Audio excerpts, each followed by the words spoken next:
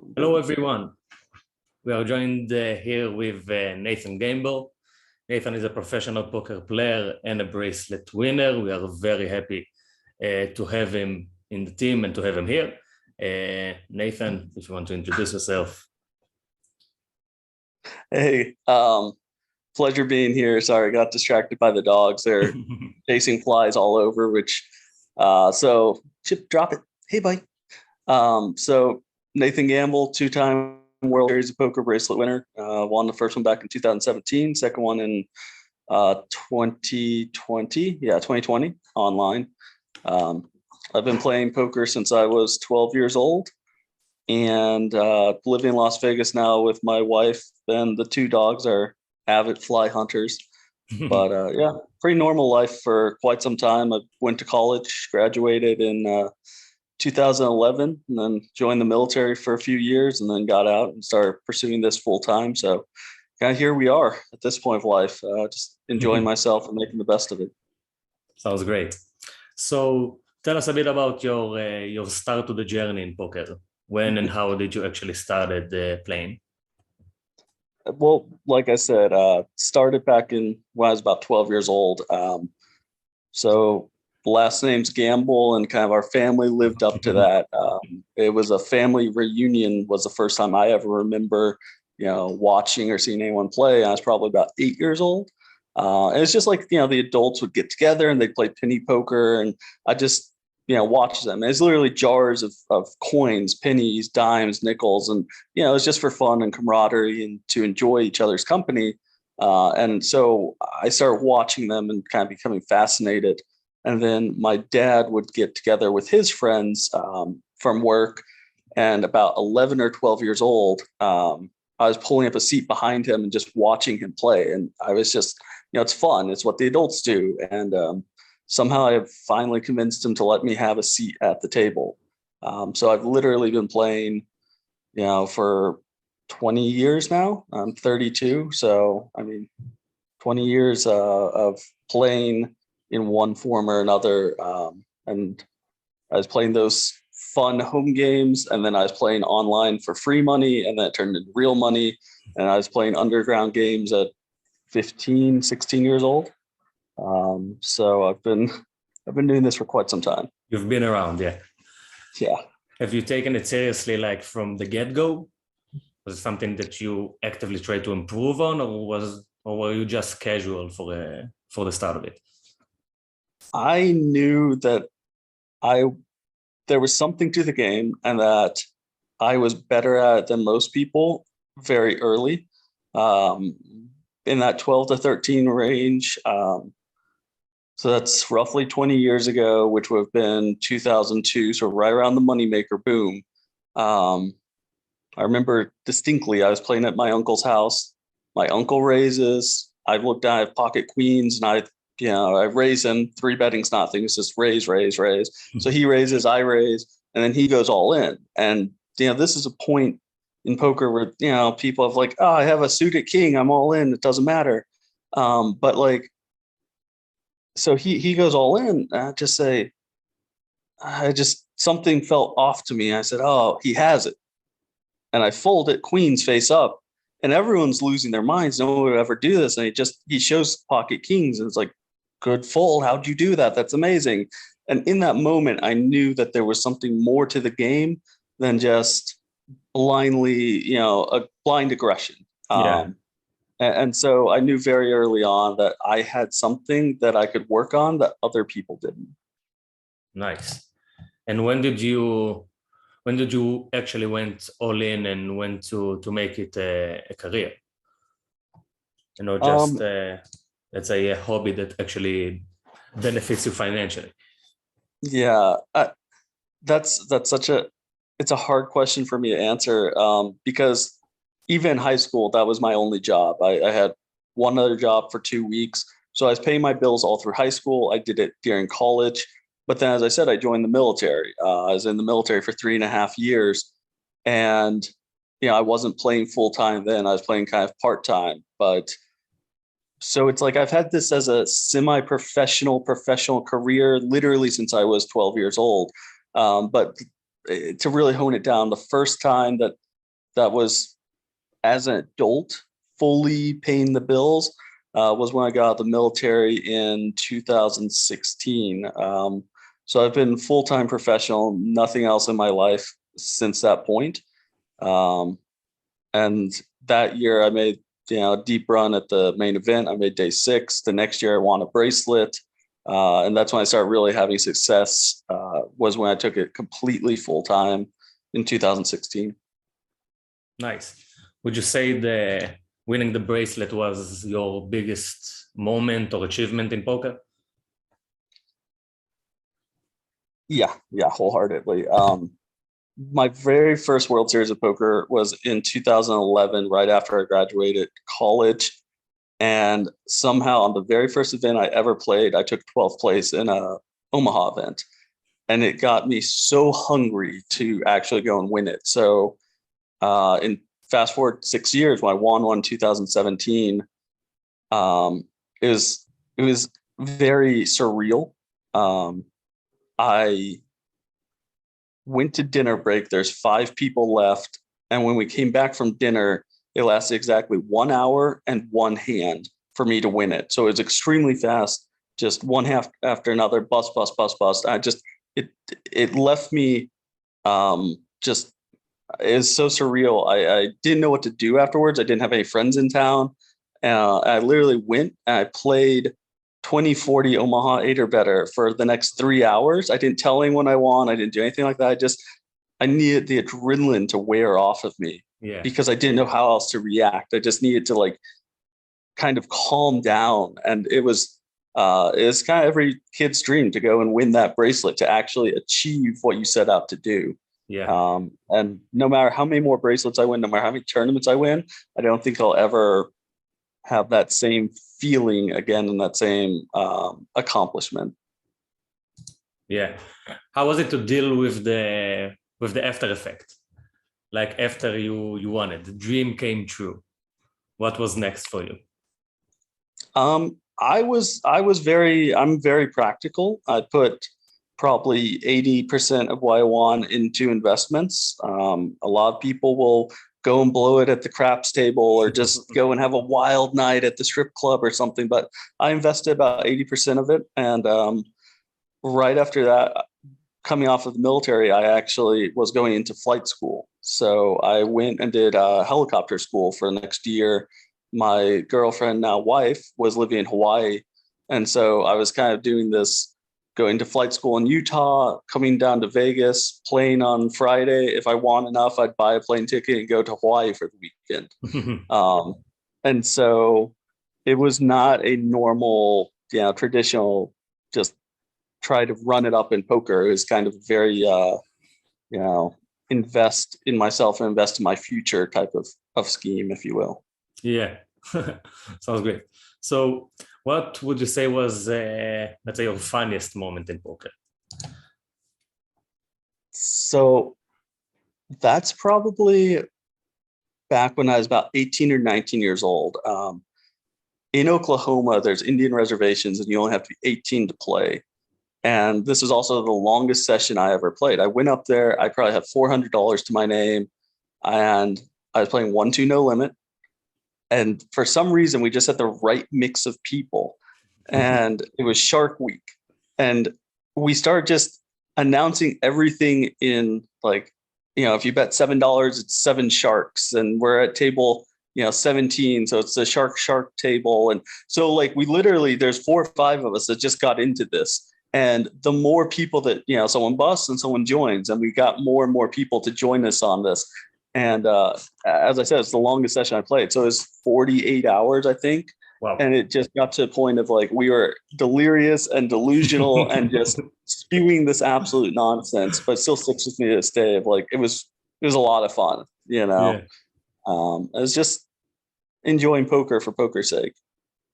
Yeah, it's important as well, with all the competitiveness, to also get some more casual games, let's say. Yeah, definitely. So I'll ask you the worst question of all. What was the baddest beat, the worst hand you ever, the worst beat you ever took, the worst hand you ever had? So you gave me these questions. I was thinking about that one. I don't think it relates to poker at all. Okay. So the worst hand I ever won.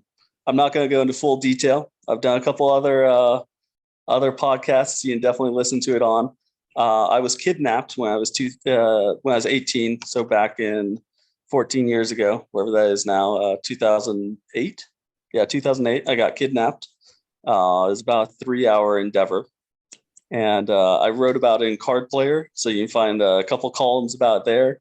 I've also done some podcasts on it. Trying to think.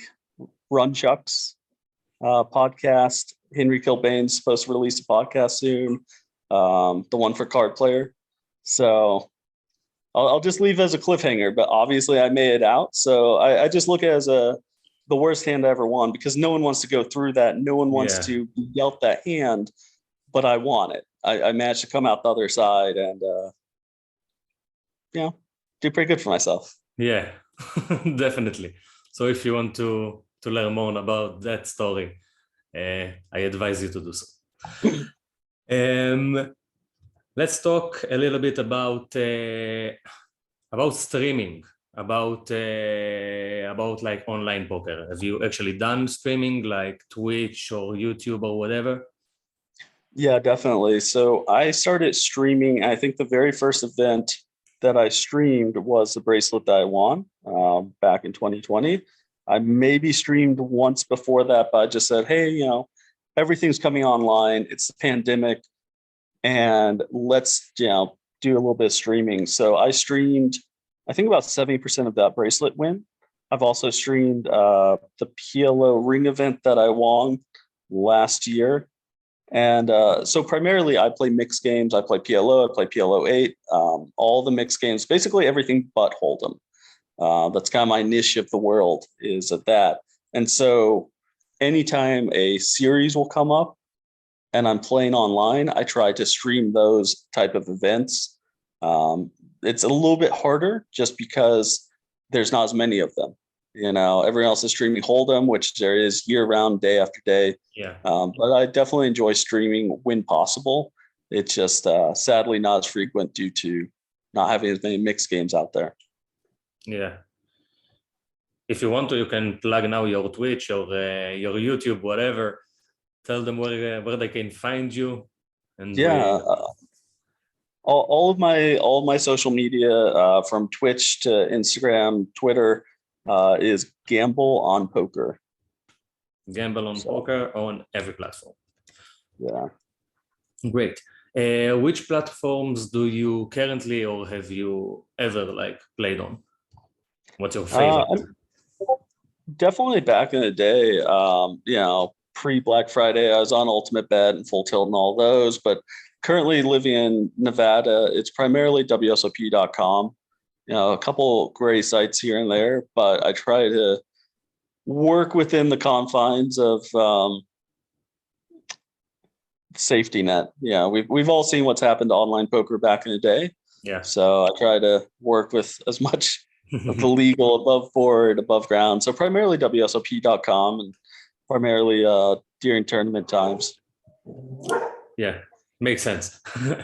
So what would you say are your poker career goals? Where do you want to take it from now?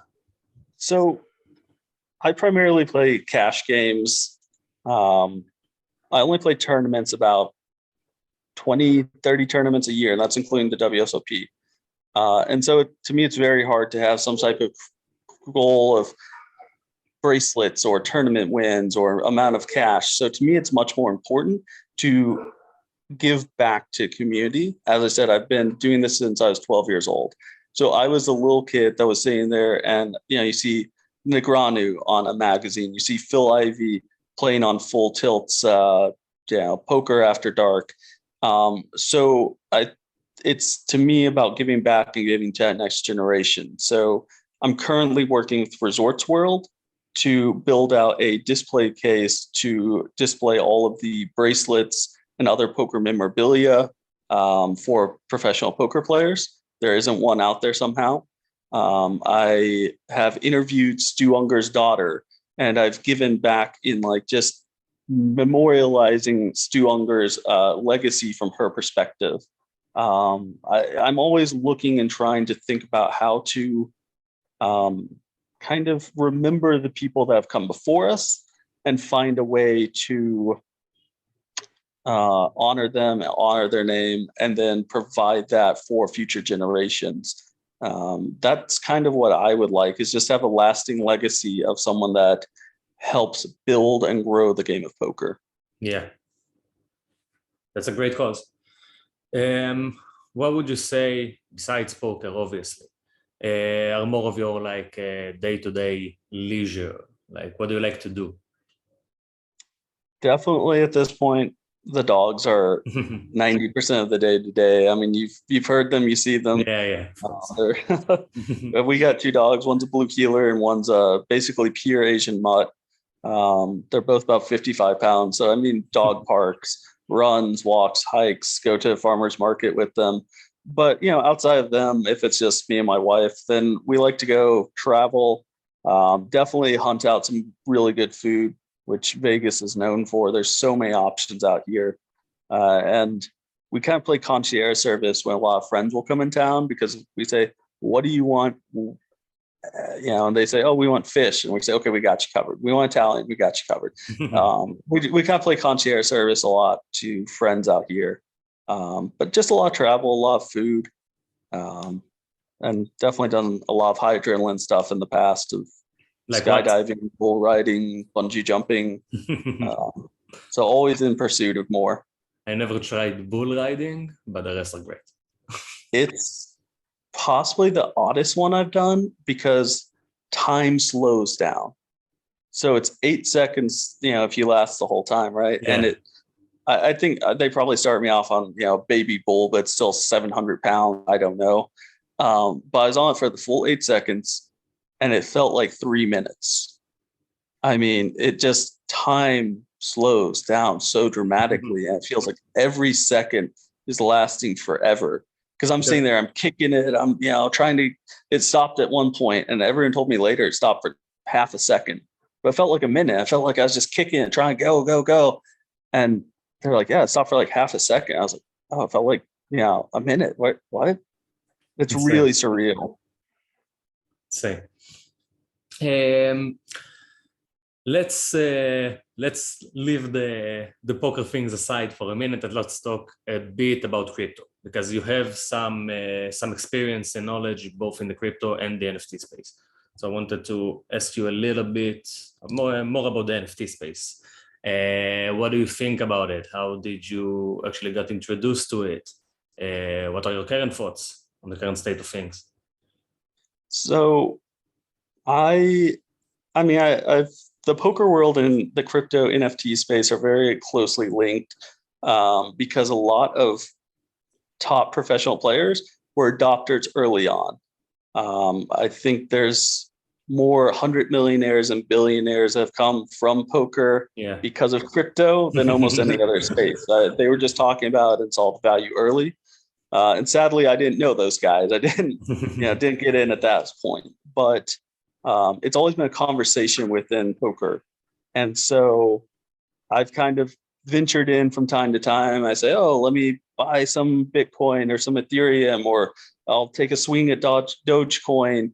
And on the whole, nothing's ever worked out. I win some, lose some. I haven't really known what I'm doing until recently. I started getting more into the NFT space. And I bought 4 or 5 of them, and they all died. I said, oh, okay. And then someone I knew started talking about dead gods. And I said, okay, what are these? And I started looking into it and seeing, there's a return on them, and they have a roadmap, but they have utility. I invested. And since I've invested, I think as of right now, it's at least tripled in volume. Now they've bought a basketball team, and there's more and more going on. But really what it did for me was not just say, okay, I've made money on it. I said, okay, why is this one successful versus the other ones I did? And what I realized is, looking back at the other ones I just did without any knowledge, they were just pictures. literally pictures, the ones that everyone says, well, why would you buy that? It's a JPEG. That's silly. They didn't have a utility. They didn't have a roadmap. They didn't have a team behind it. They didn't have a functionality. Versus this particular one had all of that. They had a reason for being that was beyond just a picture. And so I started looking at other projects along those lines. And I said, okay, what NFTs offer utility, offer a roadmap, offer a team, and offer a way forward versus just saying, look at this pretty picture. And so the one right now that I've been investing into is Stepin, which is kind of blowing up all over. And it's another one where there's an entire team and roadmap and utility behind it, and it can actually produce value on a daily basis. So it isn't just the picture again. And so I'm kind of at that stage of the NFT journey of I know now what I'm looking for to invest in. And it's much more of an investment than a shot in the dark. Let me choose the pretty picture and hope it blows up 10,000%. Yeah, and a lot of people were burned because of that mentality. Yeah. Right. Great. So it's obvious, but I let you give your thoughts on that as well. Why do you think you match well with PHN, with us, with Poker House NFT? So, I mean, a couple of different reasons. Kind of what I just talked about right now is I'm starting to know more about NFT space. I'm starting to look at that utility, and I'm seeing, from the conversations we've had, I'm seeing y'all have a roadmap. I'm seeing we have utility behind it. I'm seeing the give back to community within the NFT itself. And on top of that, we actually have a very nice design on the NFT. So from y'all's side, I really like what I'm seeing within, not just a pretty picture, but again, a functional, usable use case for, PHN. And then, where I come in is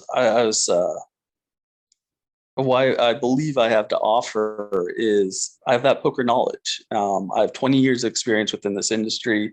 I know almost anything. I have standing invites to write columns for almost any magazine out there. I've been offered to do podcasts for Poker News. That's still in the works, and maybe we'll get put together this year. And I was watching just the other day on the World Series of Poker last year. I was part of the main event coverage. I was on day 1E. And Norman Chad's singing my praises. It's just, I have those connections to commentators. I know David Tuckman. I know Norman Chad. I know Henry Kilbane. And I have a one-on-one personal basis with them. And so I think having those media relations and having the player relations is something that will be very beneficial for an NFT space that's in the poker world. Yeah, I think also what the NFT space as a whole has created is the ability to actually involve your customers and users in the experience of not only building the product or the service or whatever, but actually taking an active part in it. And the term community is something that a lot of projects just throw around. We didn't invent the poker community. We are not trying to grab hold of it, but we are trying to give it a proper space to prosper and to progress. And we aim to actually bring the best people we can to achieve that cause, because we got poker platforms, we got NFT projects, we got all of that. Mixing the two together with an actual place for not only for professional players or semi-professional players, but to actual new players to come and grow together is something that wasn't really possible before this technology came. And this is what we aim to do, and we think you are a perfect fit for it, not only because of your poker knowledge, but because of what you stand for as well, both in poker and in life, actually. So yeah, it's great to have you. It's very good to have you. I appreciate it. Yeah. It's been said for a long time that in poker, your reputation is everything. And yeah, once you no longer have a solid reputation, you don't have anything in this industry. And I think that's something I'm always proud of, is having that reputation that, yeah, has never been tarnished in the 20 years I've been in the industry. Yeah, that's everything at the moment. It's your personal brand. Some call it Absolutely. reputation, some call it personal brand, whatever, it's the same thing. But this is also something that the Web3 space kind of opens up. You can trace everything to that wallet, to that guy. So you need to mean well, because if you don't, it will show. And you can't really run away from it. So yeah, again, great to have you. Cheers, I appreciate it. Let's end it in somewhat of a casual note. I wanted you to just share your best beats, like I had pocket aces and I got and I got smoked with against 8-6 offsuit. Does everything comes to mind? I'd have to think on that for a long time. I don't see, it doesn't that stuff doesn't stay with me. You remember only like the good hands? I don't really remember the bad hands. Really? I'll tell you a funny one that that's interesting. I was the one on the giving end. I think it's day 5 or day 6 of the main event. And you're tired. You're so tired at that point. And everyone's raising the same amount every single time. It's whatever, 2.3 big blinds, and somehow I just grabbed the wrong amount of chips. I'm under the gun. I have Jack 10 of spades, and I raise like 4.5 times the big blind. Like, clearly just grabbed the wrong. And it folds all the way around to big blind, and he just it's Dietrich Fast, who's a well-known German player. He looks at me, he says, "Oh, well, you didn't mean to do that now, did you?" And I'm just trying to remain stoic. And he's like, "I guess I'll take advantage." I raise, and he raises to 18 big blinds, and it's I should just be folding. I should just okay, like, I know he actually has a hand, but I just said, you know what?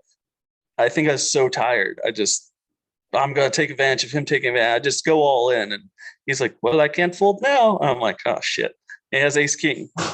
And it flops, 7, queen, deuce, 1 spade. The turn's an ace. And I'm like, all right, well, I'm done, right? But I didn't realize it put 2 spades out there, and the river peels off. It's just binks me off a flush. And it's just a hand, like, it gets me up to 150 big blinds in the main event, day 6. I should never have won this hand. I should never be doubling up. And lo and behold. But it's just it's a victim of circumstance when you do that type of stuff. That's the type of luck you need sometimes in poker, where it's skill is everything, but a little luck doesn't hurt once in a while. Yeah, obviously. He was not happy with me. Yeah, I bet. Well, Nathan, it was great having you. We will have you again as soon as possible, obviously. And thank you very much. We're very happy to have you. Cheers. Hey, I appreciate talking with you. Thank you very much.